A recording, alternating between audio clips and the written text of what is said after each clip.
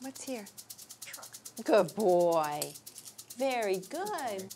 All right, you can When have a parrots regular speak nut. English and gorillas use sign language, we're naturally moved to reply, engage in a conversation. But do animals really have language? How many green blocks?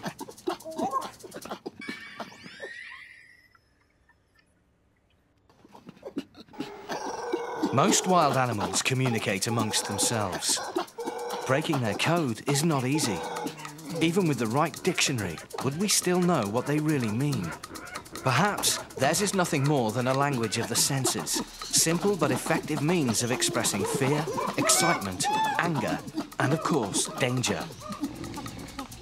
Early warning systems are vital tools of survival in the wild, and there are many ways of communicating danger, not all of them audible. In the rainforests of Australia, web spinners live in labyrinths of silk spun from their feet.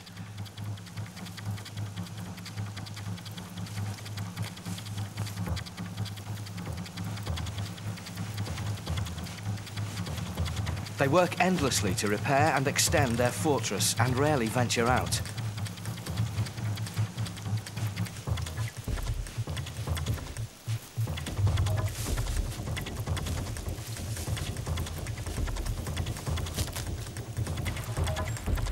Predators scratch around for a way in. Green ants, expert at trench warfare, are particularly unwelcome.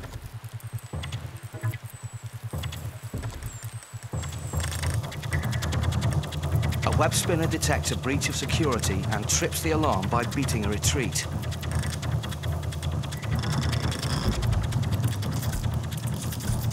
In the panic to escape, it sends vibrations throughout the network of silk.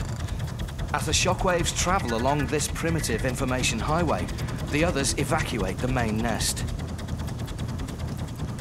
Communication is a lifeline, whatever form it takes.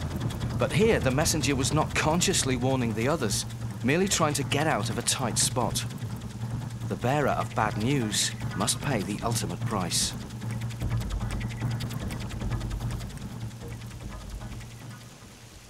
He's like boom, boom. He's like pulling like perfectly. It's great. Dr. Mark Hauser, professor of psychology at Harvard University, is an expert in animal communication.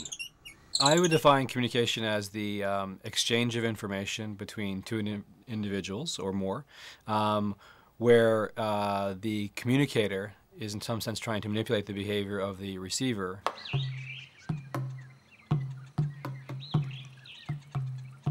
Few places on Earth resonate with the diverse communication skills of animals more than Africa.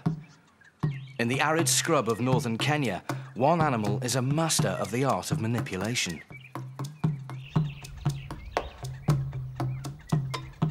Meet the indicator bird, aptly nicknamed the honey guide. It feeds mostly off insects and is especially partial to bees' eggs and larvae, but it needs a helping hand to get at them. The bird looks out for members of the Baran tribe and chatters to attract their attention.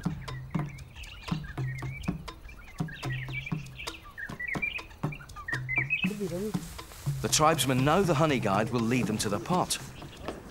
The bird stops from time to time to let the men catch up. In turn, they must let the bird know they're still on its tail.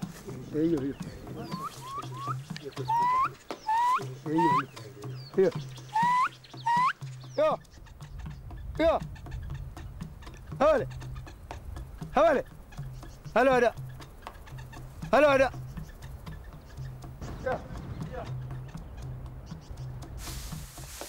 Once the hive is located, the bird waits patiently at a safe distance while the men get on with the job of confronting a colony of angry bees.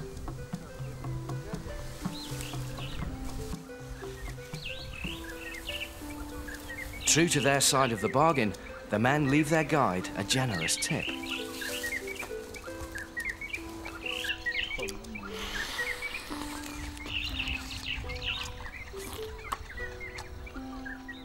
If the indicator bird has learned to sing for its supper, conscious communication between humans and animals can get far more sophisticated.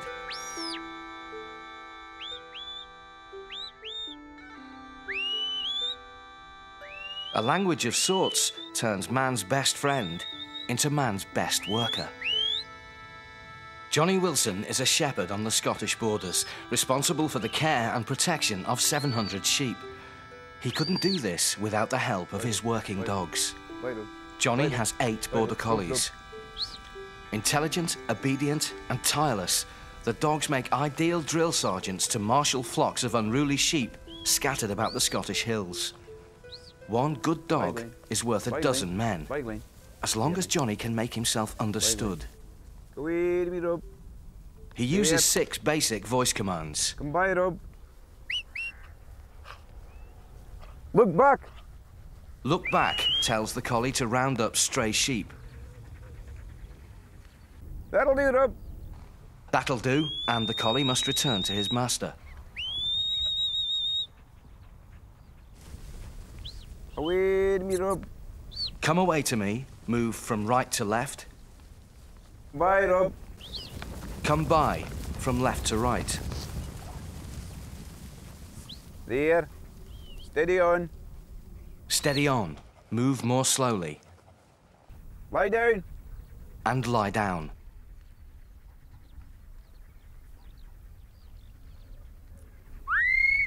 When the dogs are almost out of earshot, Johnny whistles his commands. The crafty collies seem to be bilingual. I start with voice commands. Once I have the dog on the commands and they know "Kuwait to me" and come by, all I do is I'll say "Kuwait to me, Rob," and then I'll go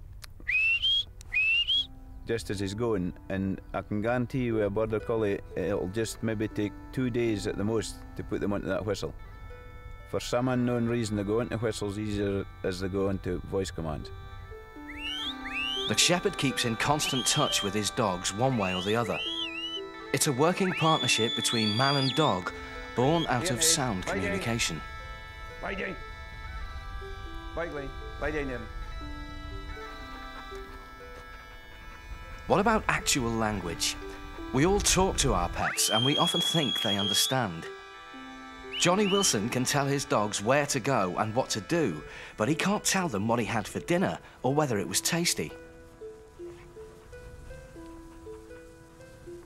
Dr. Hauser says language transcends simple communication. Language comes in that, in some sense, it's a form of communication, but it also refers to the kinds of internal computations that the mind has available to it to both refer to things in the world and to take discrete elements like words and combine them into larger, meaningful chunks. Language has the power to reach far back into the past. It uses words and symbols to evoke the present and points to the future. It describes thoughts and emotions, as well as more basic things. The word snake refers to a legless reptile, and fig, a specific fruit. Baboon defines a species of monkey. Simple names, combined into phrases and sentences through grammar and syntax, evoke the wonders of life itself. The baboon shakes the tree to dislodge the snake and eat the figs.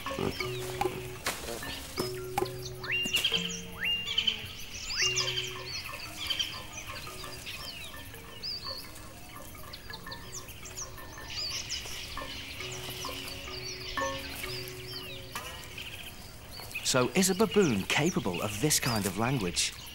Or are the sounds animals make little more than instinctive reactions to fear and pleasure?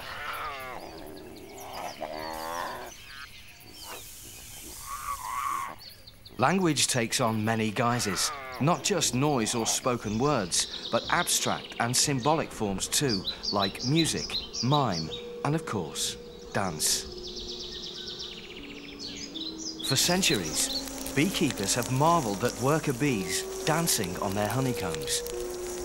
Scientists believe they were using a symbolic language to tell their co-workers where to find food.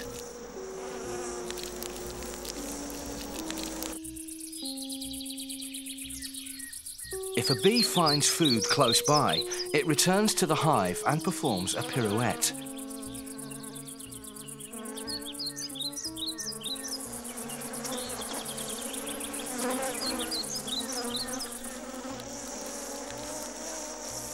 If the food is further off, the waggle dance is called for, a slow figure of 8 with a bit of a shimmy in the middle.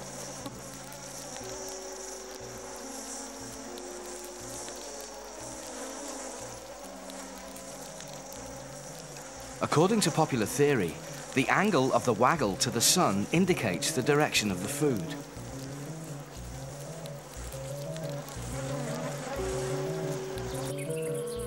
The bees leave the hive and follow their compass bearing until they find what they're looking for. Instead of words, this sun dance conveys both distance and direction. But could this really be true?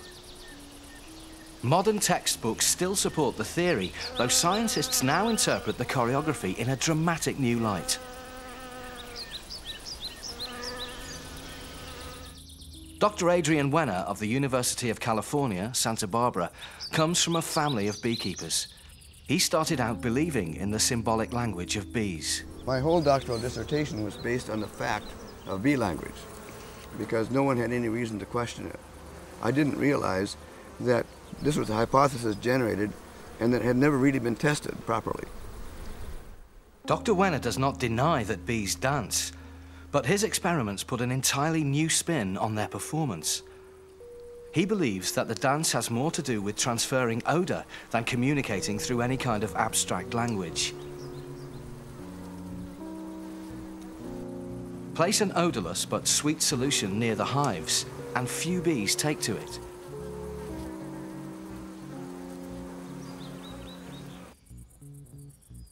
Use the same solution, this time with a cotton bud dipped in clove oil, and the bees pick up the scent.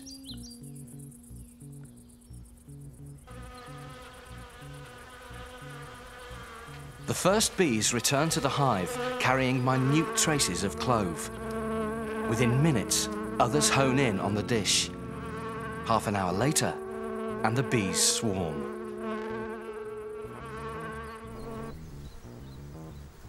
Now, if you watch the bees that are paying attention to a dancing bee, they're sideways to it.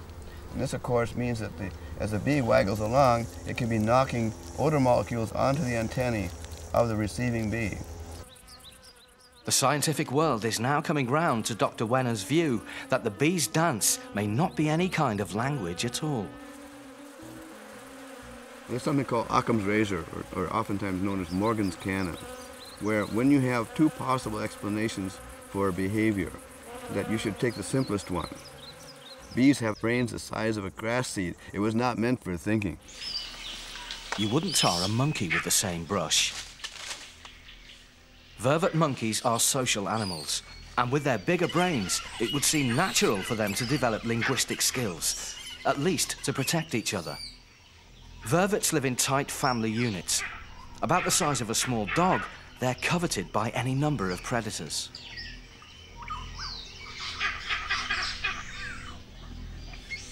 Most animals use an all-purpose danger call to warn against immediate threats. But anything as vague as help or run would be disastrous for the vervets. Because they are attacked by different predators, they need to know what the threat is in order to escape it.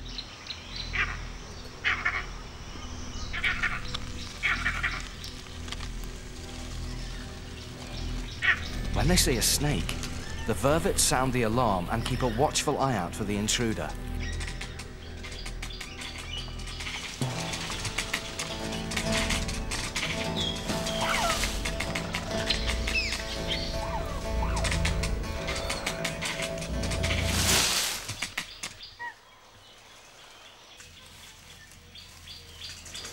Now listen to this. The leopard signal triggers a frantic dash for the thinnest branches in the canopy, where the leopard has no chance.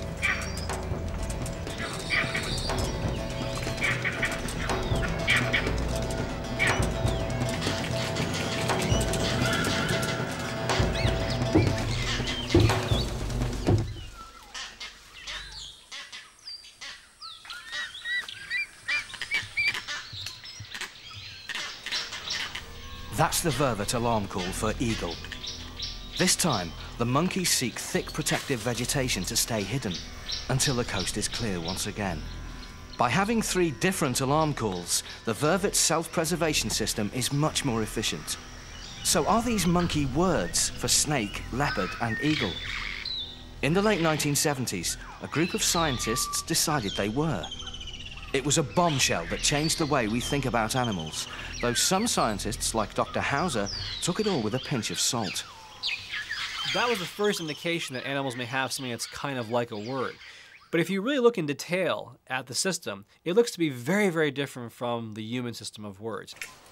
If the animal system were truly like the human system, there's no reason why they would stop at describing a small number of things in their environment. It should be explosive. Once you have the notion of reference, you can refer to things with an arbitrary relationship between sound and meaning. You're done.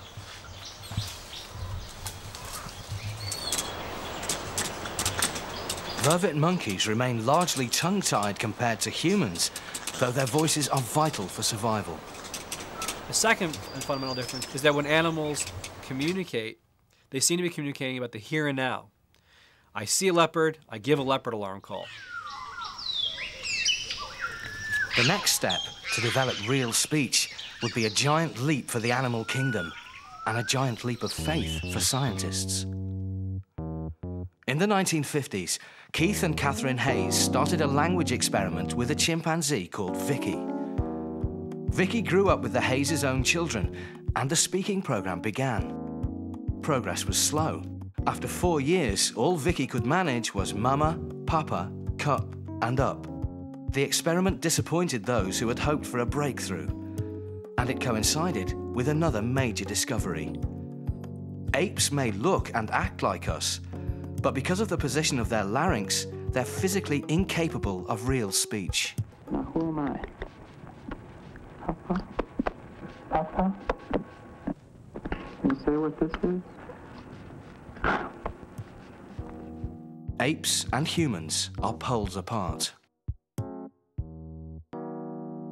Dr. Hauser is fascinated by the different evolutionary paths animals and humans have taken. The, to me, extraordinary thing about thinking about the evolution of the mind is that animals were kind of humming along, thinking rich thoughts, but couldn't talk about them. The evolutionary fault line between man and ape is speech. I can have a relationship with somebody and go to somebody who's never seen or heard anything about it and tell them absolutely in detail what I've just done. That is an incredible capacity. Now, it doesn't mean that other animals are not interesting. It just means that that's something that we do and other animals don't seem to be able to do.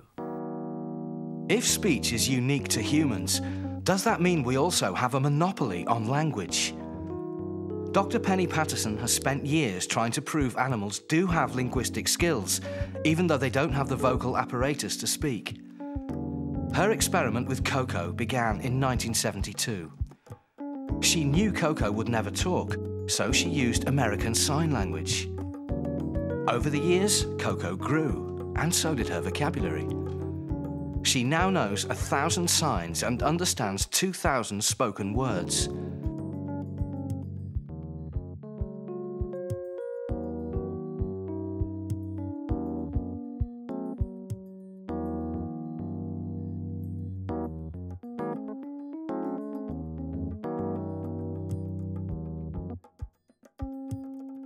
Coco became a star. Penny's relationship with Coco grew so close that she dropped any pretense at scientific objectivity. Her work is controversial, and many scientists and linguists believe she gives Coco far too much credit. Who wouldn't?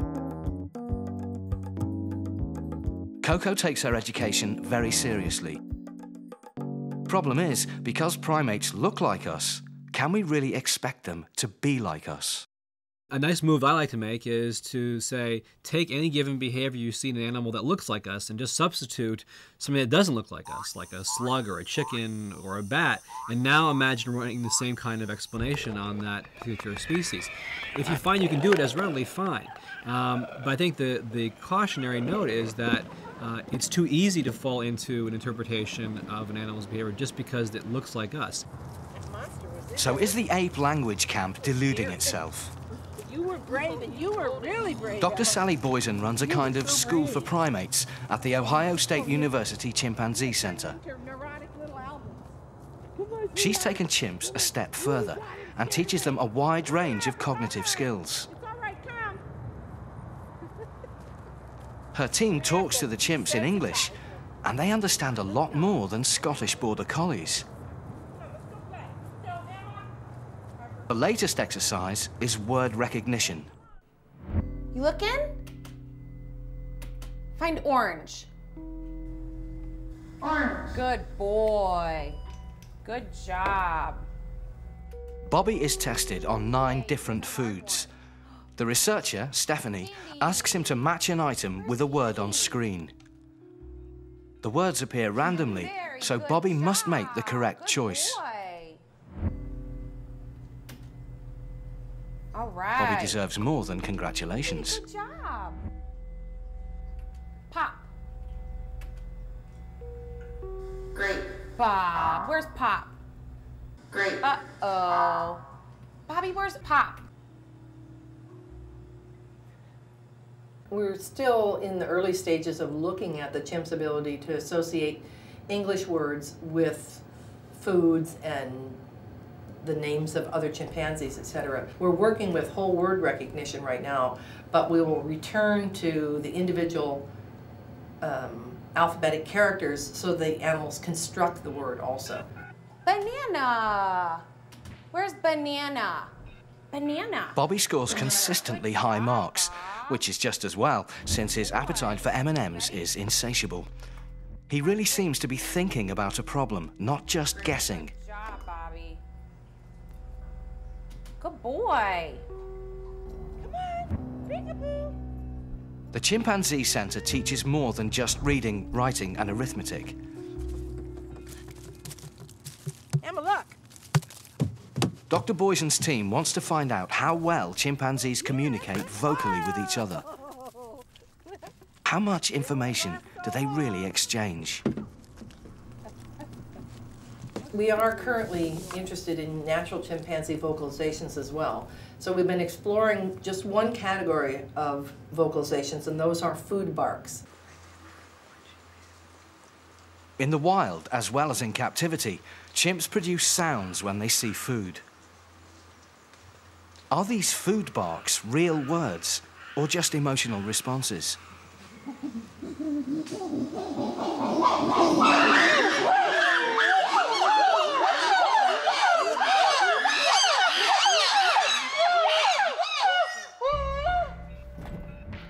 At the Chimpanzee Center, the chimps react to their likes and dislikes. Their food barks are recorded. Good girl. Good girl. Sheba, can you sit down, not on your chair? Stay right there. Good girl. Back in the classroom, another chimp listens to the recordings before identifying the barks. Good, Sheba. Peanuts.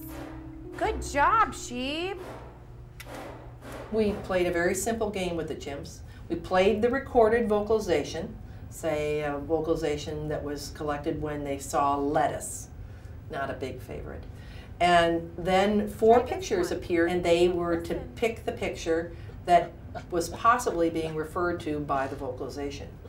And we were quite surprised when they actually were able to specify. That is, not only could they pick good foods, they could pick the specific good food. To the human ear, food barks sound pretty much the same. Okay. Dr. Boysen's next challenge is to crack the chimp's code. So now what we're going to try to do over the next several years is try to tease apart what part of that call really contributed to the decision making. That is, how did they make a decision between M&Ms and grapes when many of the acoustic features were very similar? High frequency, rapid periodicity, rapid temporal features, and very different from not so good foods where the frequencies are lower and the time course is very different, as opposed to which are very different. This is exciting new scientific territory. Sorry. You ready to pay attention? It could lead to understanding far more about the evolutionary divide between apes and humans. Good, Sheba.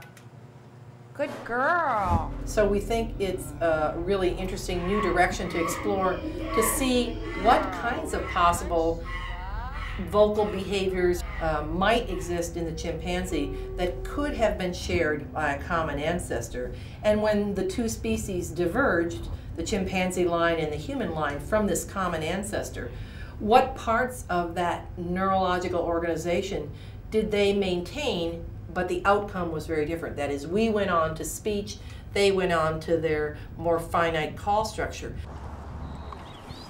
It helps that chimps are noisy, talkative creatures with at least a semblance of speech. Other highly social animals seem to communicate in absolute silence. Elephants wander all day in search of food and water. They can consume 250 kilos of food and 160 liters of water every day. Herds need to keep a distance from one another, so there's enough to go around. So how do they coordinate their movements over such vast areas, especially when resources are scarce at the end of the dry season?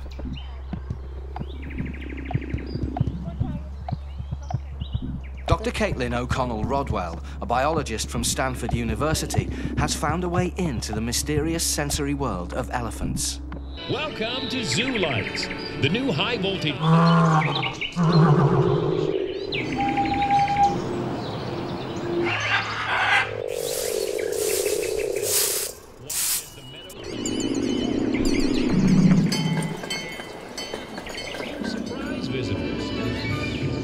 Elephants inhabit an acoustic environment of their own. Where dogs and whales are attuned to high frequencies, elephants find themselves at the bottom of the scale. They pick up low frequency or infrasonic sounds well beyond human range. Infrasound in elephants was really discovered in the mid-'80s by Katie Payne. She was in a zoo and there were some Asian elephants and she kind of felt this fluttering and realized that they were actually vocalizing, and they got some low-frequency equipment and recorded these infrasonic calls. Elephants may rely on more than their trademark ears for information around them, especially over long distances.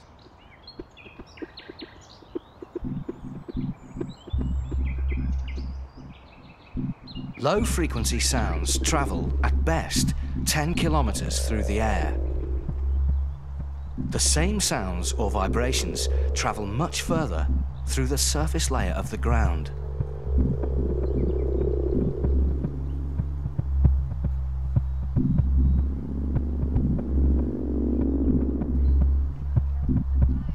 So are these elephant boots made for talking as well as walking? Elephant feet take quite a pounding and are extremely sensitive. These are more like deep ruts than scars. It takes zookeepers more than just a bit of spit and polish to keep elephant feet healthy. A shoeshine boy's nightmare.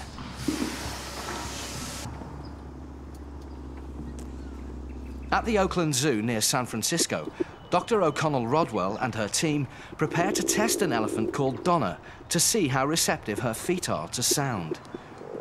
They're going to simulate seismic activity through the ground.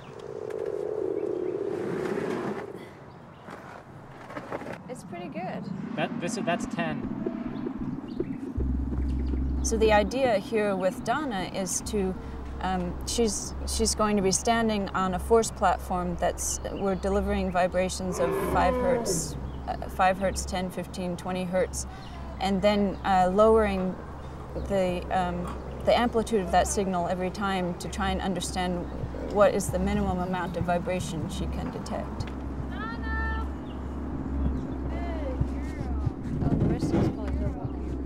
Donna is a female African elephant.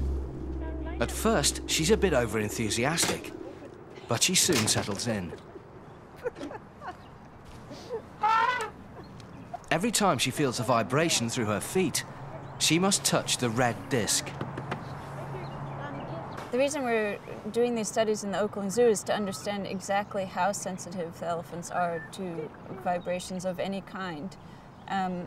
And we're also planning, once we get this down in this captive environment, to do it in a somewhat semi-captive environment in either Africa or Asia, where the elephants are more accustomed to paying attention to the environment with not so much noise. She just did that on her own, didn't she? She's done several on her own. That's great. After rewatching all those. If elephants sense vibrations through the ground, especially those of faraway herds, what chance is there that they have their very own language?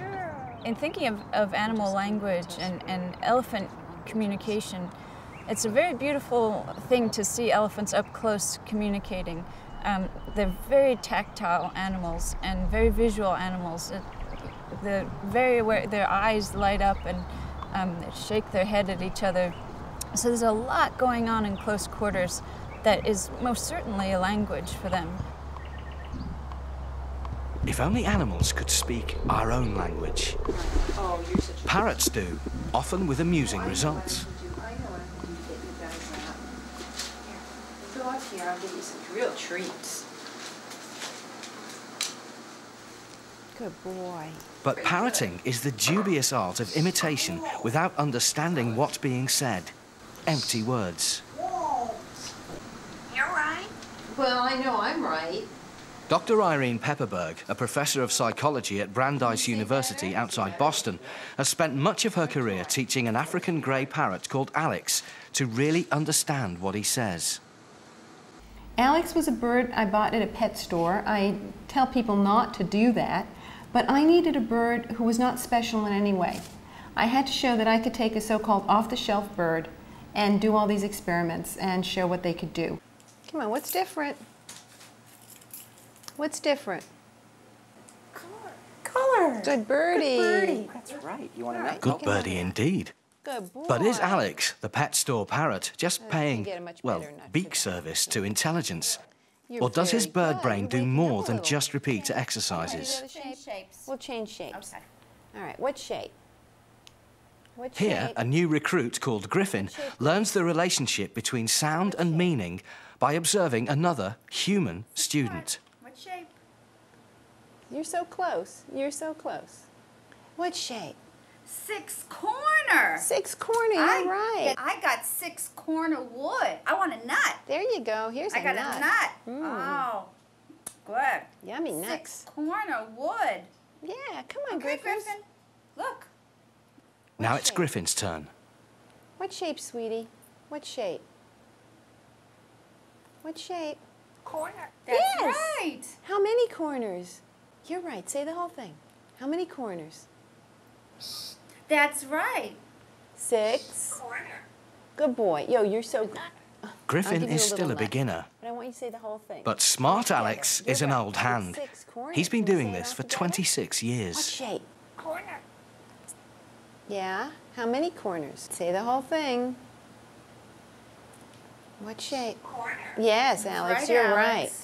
Alex, you're a good birdie. Yes. Alex can name about 100 objects and answer questions on size, How many orange shape, block? colour and matter. How many But green that's block? kids' play. How many green block? How many green block? Come on, how many green block? No green block. How many green block? Come on, how many green block?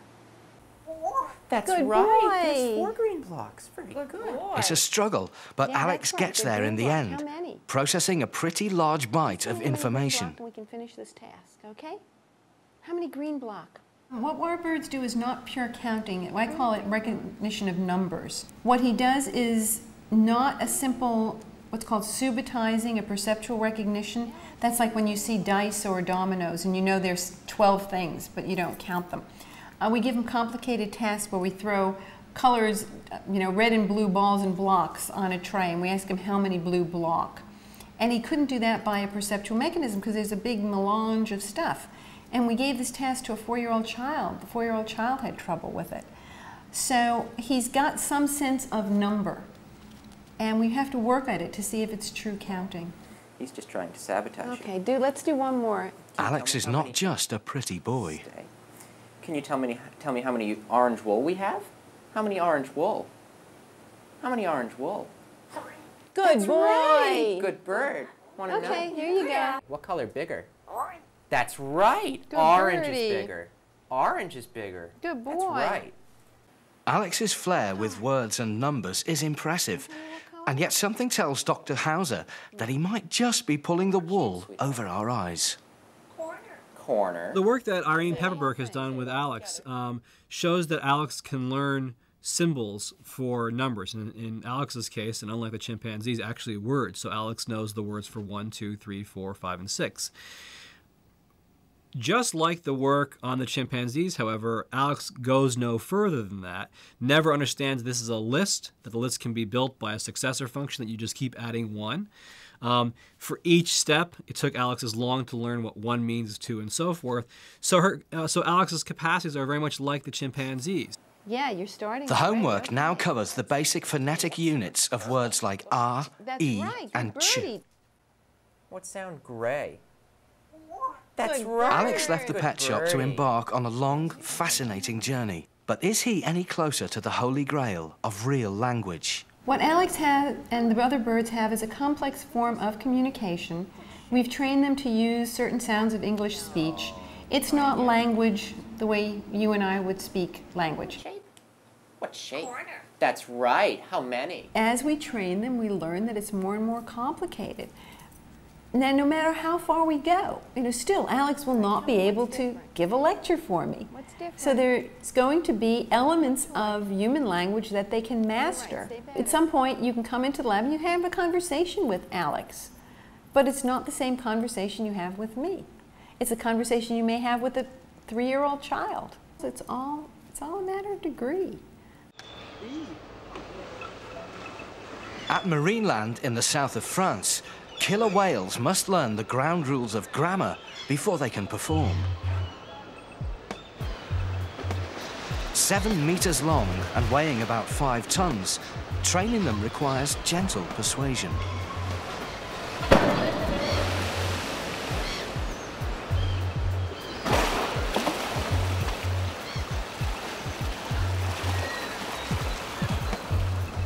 They're rewarded for their achievements with food and affection.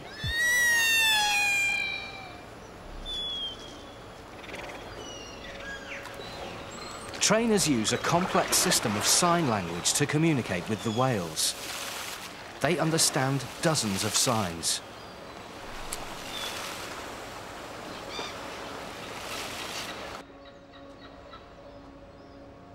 Killer whales have exceptional vision and are highly intelligent. They respond to the subtlest command.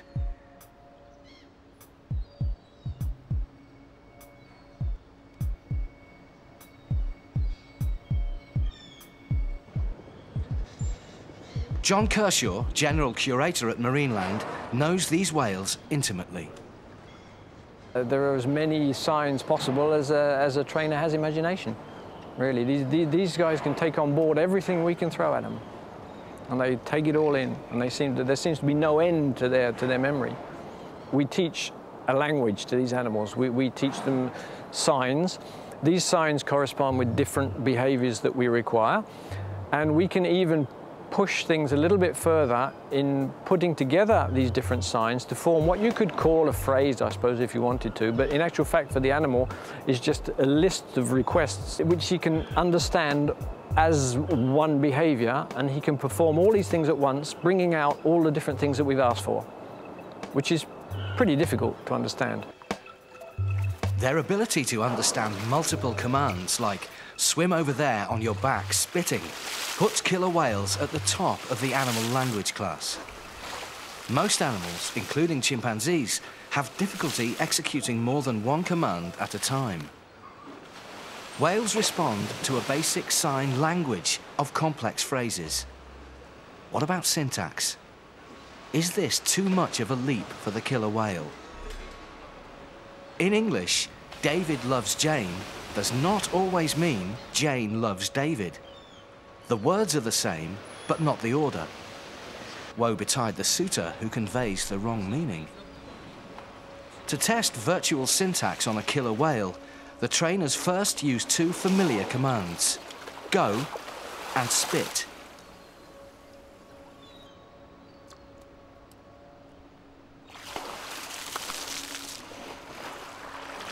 The commands are unexpectedly reversed, spit and go. It's a hesitant performance, but the penny seems to have dropped.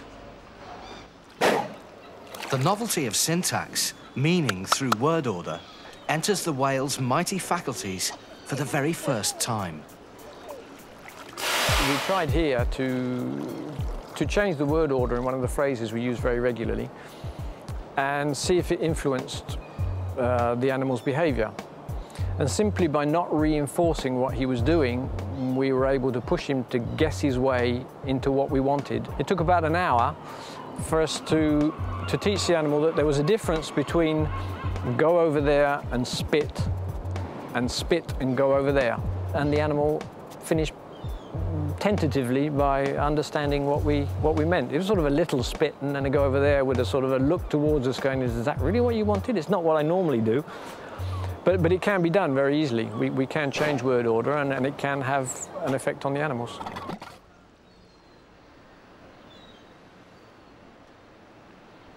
So phrases and word order, which are so important to human language, are easily taken on board by killer whales. Surprisingly difficult too for animals is pointing. Even young children struggle with this. Most animals, if you put your arm out like that with your finger extended, they'll look at the end of your finger and wonder what they're supposed to do with it. Whereas a killer whale will understand that that movement means over there. So over there exists in killer whale language. We have to teach it. But it's not that difficult to teach. We can teach them by the use of a target and by the use of a second person who intervenes at that moment, that it is interesting at the moment that I do that to go over and see what's going on over there. Killer whales seem to take everything in their stride. But even these megastars at times forget their lines. And when that happens, they all lose the plot. Is one whale deliberately confusing the others? We're working with two animals at the same time, and both animals in front of one trainer. One trainer will ask the animals to do something, and they'll both go off and do it wrong, or they'll both go off and do it right. What happens is a little bit like walking down the street. Two people walk down the street and you come to a fork in the street like that, and one person will go, come on, down here. And they'll go down one side or the other, and the other person will very happily follow. Be it right or be it wrong, he will happily follow. And it's no more complicated than that, really. The killer whales of marine land seem ready to follow their trainers to ever greater heights. If they ultimately fall short of learning a full language, it may not be for lack of ability. I'm sure they're totally capable of understanding a language. They are capable of taking on board the information necessary to be able to use a language, probably, but we would have to teach them. Because for them to have a very complex language, they would have to have a need for a complex language. And in fact, their sense of observation is sufficient. They don't need a language. So if you ask me, does a killer whale in the wild have a language, I would say not particularly a developed language, no. Mastering complex sign language in captivity is a far cry from the whale's natural vocalizations in the wild. So how well do they communicate with man in their own environment? Jim Nolman is a musician who's been coming to Vancouver Island for the past 20 years to perform. With a population of just 4 people, Telegraph Cove on the east side of the island is hardly a choice venue for his concerts. But a few miles out to sea, Jim has a larger audience waiting. Looks like they're coming right towards the boat, Bob. It's time to rig up the stage. Take my trusty green cord. Plug in the underwater speaker. Underwater speaker walks off the end of the dock. This is a hydrophone, and it's basically an underwater microphone. Here it goes.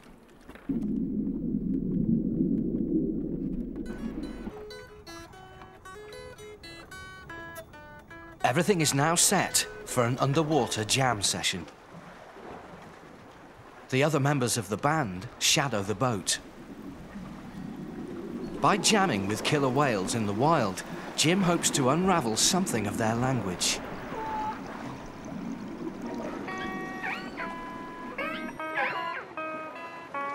So now they're on to us. You can hear the echolocating, very focused on the boat.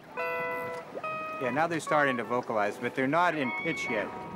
An orca's signature whistle is kind of like a little guitar riff. It's a riff. It's a little hook, a musical hook. And when they establish that and sound that, I like to bring it up a half a tone if I can lock onto it, and to see if they'll come with me. Because if they come, now they're really in my ears. Okay, I'm going to play. The underwater symphony drowns Jim out.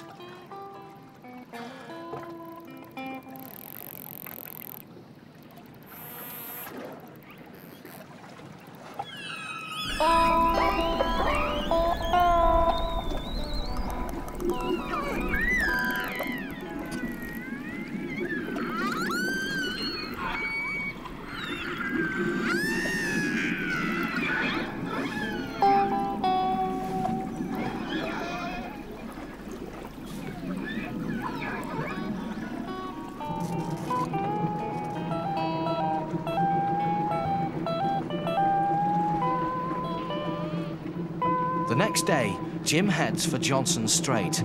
It's a popular spot with whale watchers. So this song is called The Boat Noise Blues. I don't know what else to name it. So much boat noise in this area.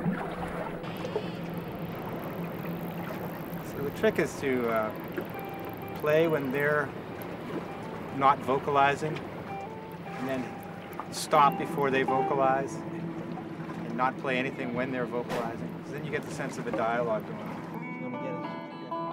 I believe that music is a language, and I believe that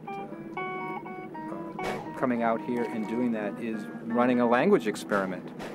And it's not science, but I think that you don't need to be a scientist to do language.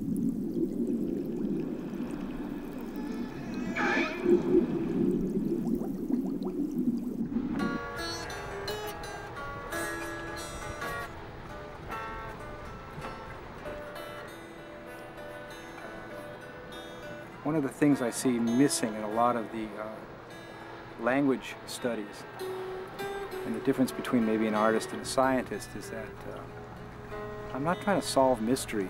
I'm there to celebrate it. And in a way, it's rather than trying to figure out if whales have language, I already know they have a language, and I'm there to enhance that and kind of bring that to a human culture, and to figure out some very tricky kinds of media to do that.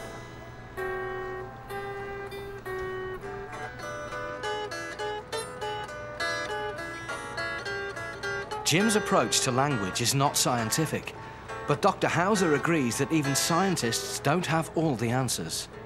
I am very open to the possibility that we've just missed the boat on interpretation. I mean, I think, at some level we're stupid as scientists. We don't have a good way into understanding what these calls mean, and we've had extremely primitive methods. So, yes, the jury's out about whether there might be other systems that have the power of language for expression, but it seems to me that after 100 years of work now, I think the reasonable conclusion is that many animals have a much richer conceptual life than they have the capacity to talk about that inner life. And that poses a really tremendous paradox. The animals are thinking rich thoughts, but don't have the vehicles to express them.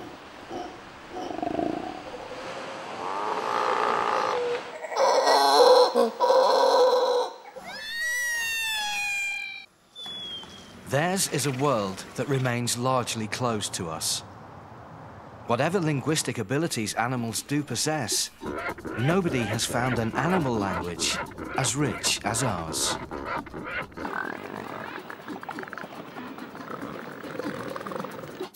How many green blocks? How many green blocks? Where's orange? Orange. Great. Oh, there it is. How many green blocks? I'm not helping you. Come on. You're cheating. How many green blocks? Green block. No, all right. Let's do something else for a little bit, okay? Find orange. Orange. Good job. Very good.